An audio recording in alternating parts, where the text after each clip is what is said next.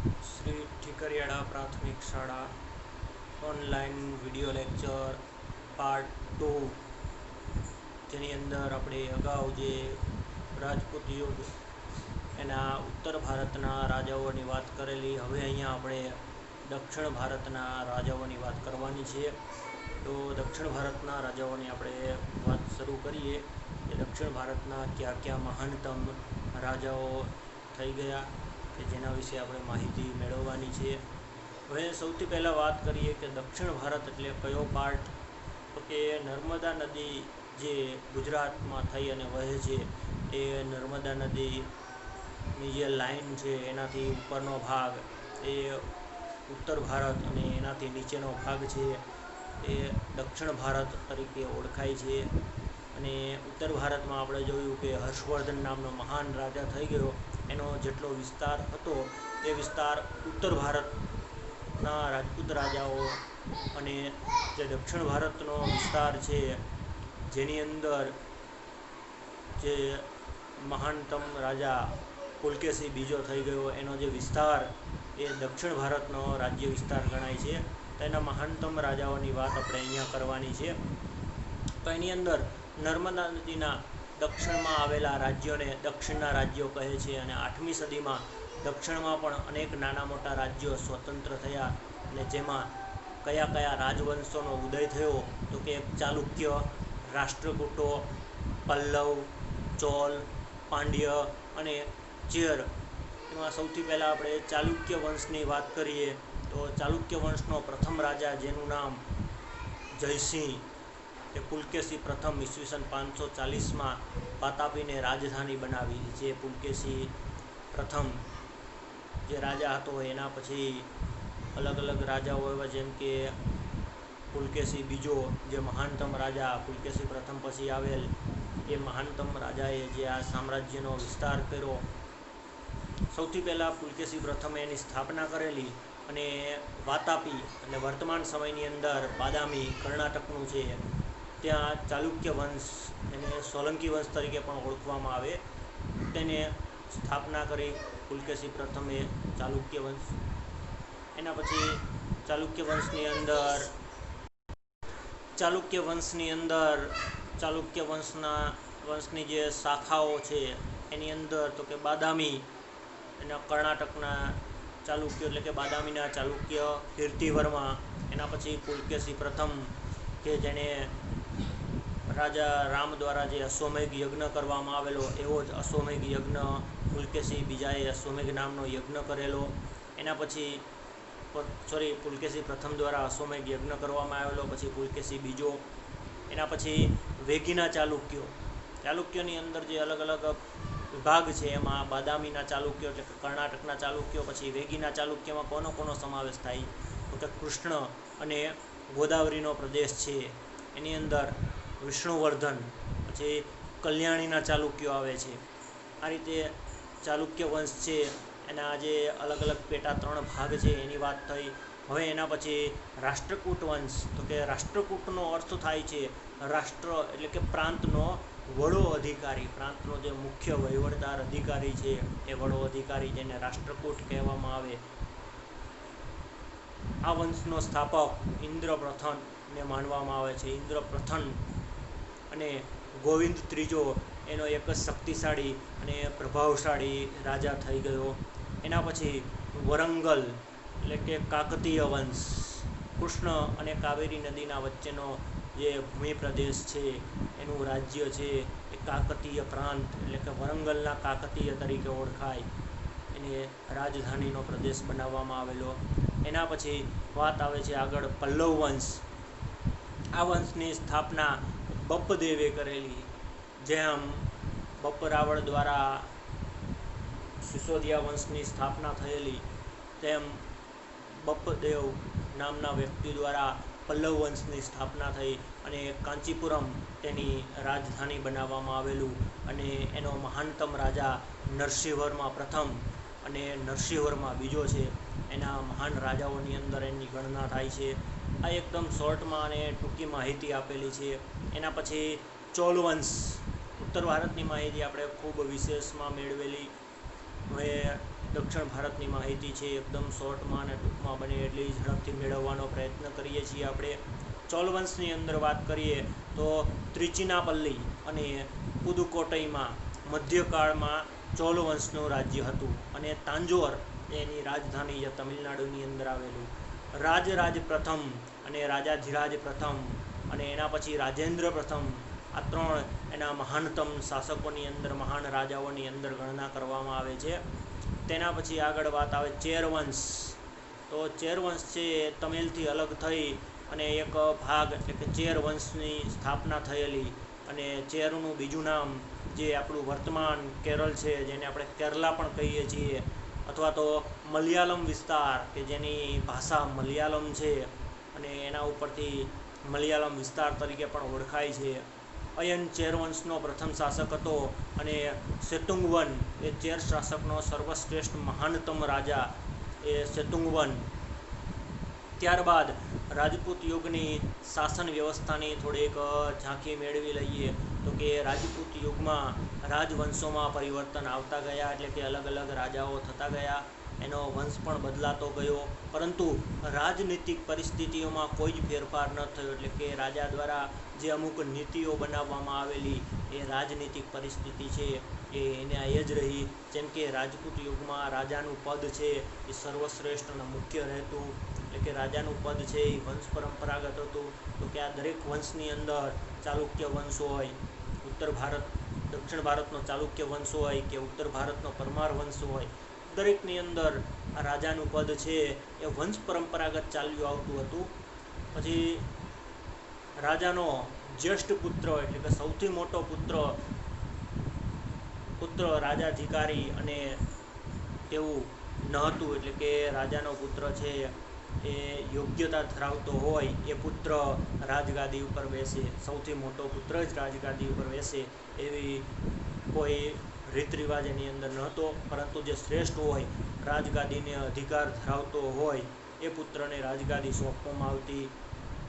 પછી રાજા પોતાના પુત્રોમાંથી કોઈ એકને યુવરાજ બનાવતો અને આ યુવરાજ પછી રાજા બનતો.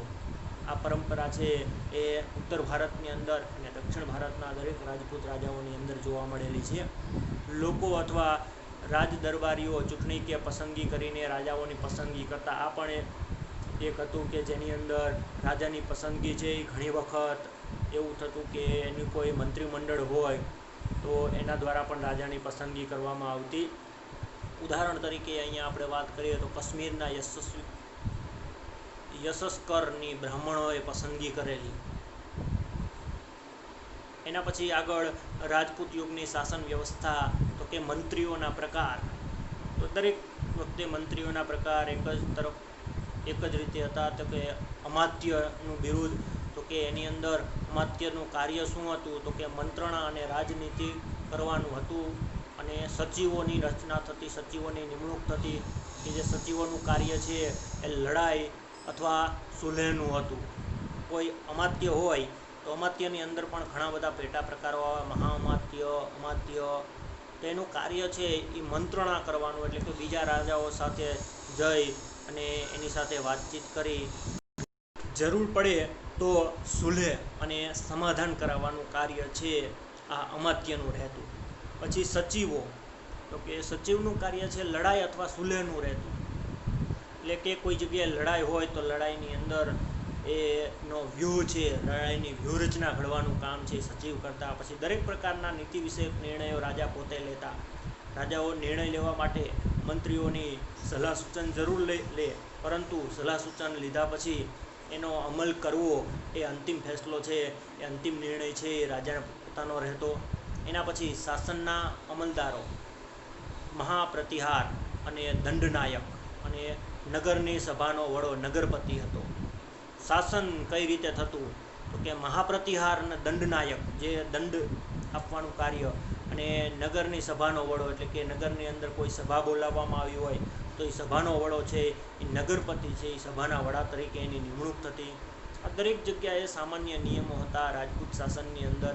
પછી ગ્રામીણ સંસ્થાઓનું મહત્ત્વ કેટલું હતું રાજપૂત શાસન દરમિયાન તો કે ઉત્તર અને દક્ષિણ ભારત ગ્રામ પંચાયતને આધીન હતું. એટલે કે એ સમયે પણ ગ્રામ પંચાયત હતી તેનો વડો મુખી કે સરપંચ તરીકે ઓળખાતો. આપણે હાલમાં પણ ગામડાઓની અંદર ગ્રામ પંચાયતના વડાને સરપંચ કહીએ છીએ. કેટલીક બાબતોમાં ગ્રામસભા ન્યાય આપતી અને એનો ન્યાય છે એ સર્વમાન્ય રહેતો. ન્યાયતંત્રનો સર્વોચ્ચ વડો એ રાજા ગણાતો. એટલે કે ન્યાયતંત્ર છે એની અંદર સૌથી આગળ સૌથી મહત્ત્વનો નિર્ણય છે એ રાજા કરી શકતા અને રાજાનો નિર્ણય છે એ અંતિમ નિર્ણય રહેતો. એના પછી વેપાર અને વાણિજ્ય કેવું હતું, એટલે કે વેપાર ધંધા રોજગાર કેવા ચાલતા હતા એ સમયની અંદર, તો કે રાજપૂત યુગમાં વાણિજ્ય વ્યવસ્થા ઉપર દેખરેખ રાખવા એક અલગ વિભાગ હતો.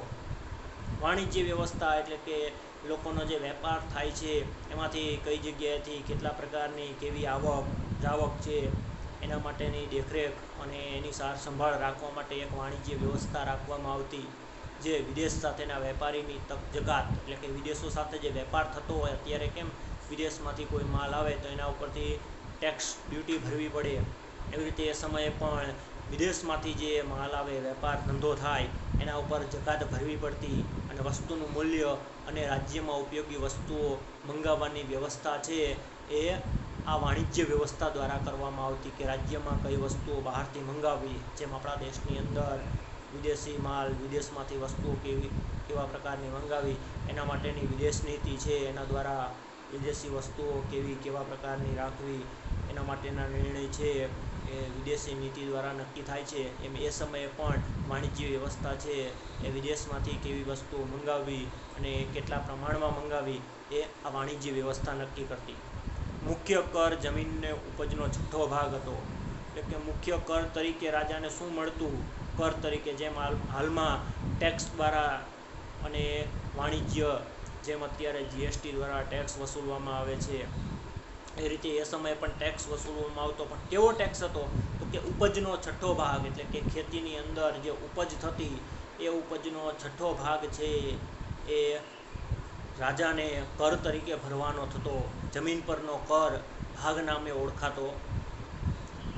પછી સ્તંભ તીર્થ, જે આપણે ખંભાત હાલનું ખંભાત છે એ સમયે સ્તંભ તીર્થ તરીકે ઓળખાતું. અને ભૃગુ કચ્છ હાલમાં જે આપણું ભરૂચ છે એ ભરૂચને એ સમયે ભૃગુ કચ્છ કહેવાતું. આ બે એ સમયની અંદર રાજપૂત યુગના મહત્ત્વના બંદરો હતા, ખંભાત અને ભરૂચ. એના પછી ભારત પર વિદેશી આક્રમણો ઘણા બધા થયા. રાજપૂત યુગ દરમિયાન પણ થયા અને એના પછી પણ થયા અને એના પહેલાં પણ થયેલા. 8મી સદીમાં મુહમ્મદ ઇબ્ન કાસિમે ભારતના ઉત્તર પશ્ચિમ ભાગ પર આક્રમણ કર્યું અને વાયવ્ય ખૂણેથી સબુકતેગીના લશ્કરે આક્રમણ કરેલું. આ રીતે અલગ અલગ આક્રમણો છે એ ભારત ઉપર થયેલા. અને ભારતની અઢળક સંપત્તિ લૂંટવા માટે ઈસવીસન 1000થી 1026 એટલે કે 26 વર્ષનો જે સમયકાળ છે એ સમયગાળામાં ગઝનીના સુલતાન મહમ્મદ ગઝની, ગઝના પ્રાંતનો જે સુલતાન હતો એ સુલતાન મહમ્મદ ગઝની એ ઈસવીસન 1000થી 1026ના ગાળાની અંદર 1025ની સાલમાં સોમનાથને લૂંટવા માટે સોમનાથ પર ચડાઈ કરી અને અઢળક ધન છે એ સોમનાથ મંદિરમાંથી લૂંટી અને લઈ ગયેલો. આમ 150 વર્ષ સુધી ભારત પર જે તે વિદેશી આક્રમણો થયેલા હતા અને એની માઠી અસર છે એ આક્રમણોની ભારતના જે રાજ્ય હતા એના ઉપર ઘણી બધી એની અસરો પણ જોવા મળેલી છે તે સમયે. પછી 12મી સદીના અંતમાં શિહાબુદ્દીન ઘોરી, જેને આપણે શાહબુદ્દીન ઘોરી તરીકે પણ ઓળખીએ છીએ, એનું આક્રમણ કર્યું અને એ આક્રમણની અંદર મેં આગળ તમને વાત કરેલી ઉત્તર ભારતના રાજાઓની અંદર પૃથ્વીરાજ ચૌહાણ અને શાહબુદ્દીન ઘોરી વચ્ચે જે તરાઈના મેદાનમાં યુદ્ધ થયું. જે યુદ્ધ છે એ ભારતની અંદર વિદેશી પ્રજાઓનું આગમનની શરૂઆત થયેલી અને વિદેશી શાસનનો એમ કે પાયો નખાયો ત્યાંથી. અને એ તરાઈનું યુદ્ધ છે એ સૌથી મહત્ત્વનું યુદ્ધ માનવામાં આવે છે કે જ્યાંથી વિદેશી આક્રમણખોરો છે એ ભારતની અંદર પ્રવેશ્યા અને વિદેશી શાસનની ભારતમાં શરૂઆતનો પાયો ગણવામાં આવે છે તરાઈનું યુદ્ધ છે એ. બીજી લડાઈમાં પૃથ્વીરાજ ચૌહાણની હાર થઈ અને દિલ્હીની અંદર સત્તા પ્રાપ્ત કરી શાહબુદ્દીન ઘોરીએ અને દિલ્હીમાં પોતાની સત્તા જમાવી. આ રીતે આપણે જે વાત કરી એ ભારતના જે મહાનતમ રાજપૂત રાજાઓ એટલે કે ઉત્તર ભારતના મહાન રાજાઓ અને દક્ષિણ ભારતના મહાન રાજાઓની વાત થઈ. હવે આ જ રીતે ફરી વખત આપણે આગળના પાઠ માટે મળતા રહીશું અને ફરી વખત અગાઉ પાઠ બનાવી અને આ રીતે તમને આપીશું. અને એની અંદર તમે પાઠનો અભ્યાસ કરવા બેસો એટલે સાથે સાથે બુકને લઈને બેસજો